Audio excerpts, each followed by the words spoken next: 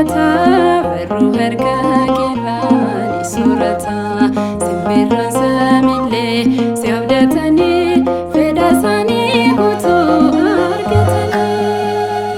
Amaanu'eel Amaanu'eel Amaanu'eel nu wajjiniin ta'ee Waaqayyooni.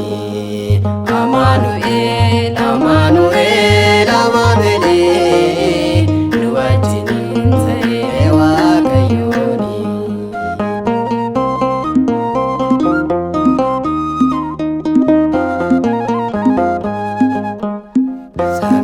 Samiirraa gad bu'ee gara Maariyaam keessa bulee akkuma hiyyeessaat gad of qabee moraalolee keessatti nuuf dhalatee.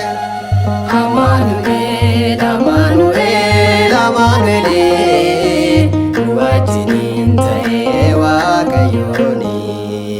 Amaanu'eel Amaanu'eel Amaanu'eel nu wajjiniin ta'ee Waaqayyooni.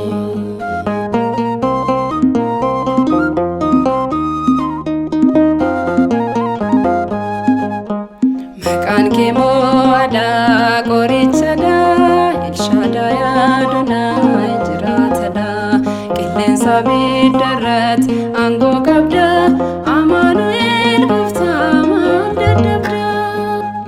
Amaanu'eel Amaanu'eel Amaanu'eel nu wajjiniin ta'ee Waaqayyooni. Amaanu'eel Amaanu'eel Amaanu'eel nu wajjiniin ta'ee Waaqayyooni.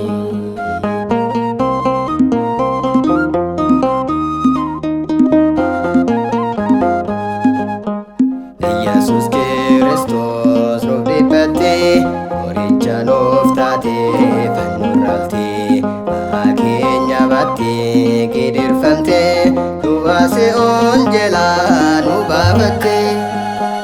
Amaanu'eel Amaanu'eel Amaanu'eel nu wajjiniin ta'ee Waaqayyooni.